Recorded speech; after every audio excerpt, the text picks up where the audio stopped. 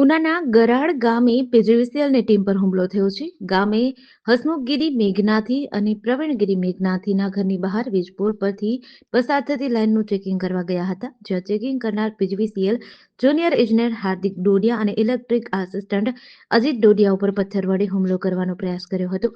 હુમલાખોરોએ PGVCL કર્મીનો shirt ફાડી માર માર્યો હતો.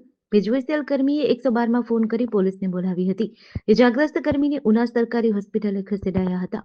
હુમલો કરનાર બંને શખ્સ પર ફરજ રૂકાવટની ફરિયાદ નોંધવામાં આવી હતી.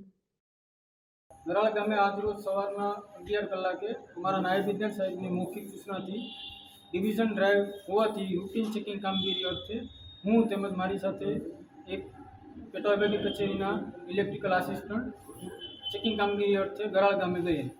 પછી ત્યાં શું થયું ગરાળ ગામ? ગરાળ ગામે શંભુ બાપાવાળા ટીસીની બાજુમાં આવેલા મકાનની બાજુમાંથી સર્વિસ જતી હોય અને વીજ ચોરી કરતા હોય તેવું જણાતા અમો દ્વારા સદર જગ્યા ઉપર ચેકિંગ કરવા માટે તેમના મકાનની અંદર તેઓ હાજર હોય તેમને પૂછી અને તેના મકાનની અંદર ગયે.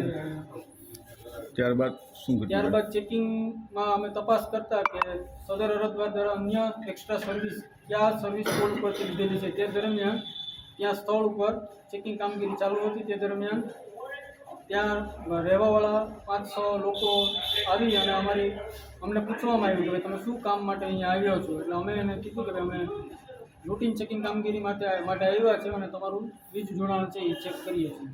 ત્યારબાદ તમારા પર હુમલો થયો કોઈ ઘટના બની? ત્યારબાદ તે વાતચીત ચાલુ હતી. તે દરમિયાન 4 શખ્સો દ્વારા આવી અને પાછળથી મારી સાથે ઝપાઝપી કરે અને મોટો પથ્થર ઉપાડી અને મારા માથામાં મારવાની કોશિશ કરે અને તેમાં અથડામણ થયેલ અને મને મારા સાથે રહેલા કર્મચારીના શર્ટ ફાડી નાખેલ અને તેની સાથે પણ ઝપાઝપી કરેલ. હાલ તમે આ બાબતે પોલીસ ફરિયાદ કરવા આવે? હા, સદર બાબતે પોલીસ ફરિયાદ નોંધવામાં આવે કેમ કે મારી ઉપર કૂટની તેમજ હુમલાની કોશિશ કરેલ તેમજ મને બચાવવા ગયેલ મારા સાથેના ઇલેક્ટ્રિકલ આસિસ્ટન્ટને પણ મારવાની કોશિશ કરેલ અને તેની સાથે ઝપાઝપી કરેલ, ઢેકા પાટુનો માર મારેલ.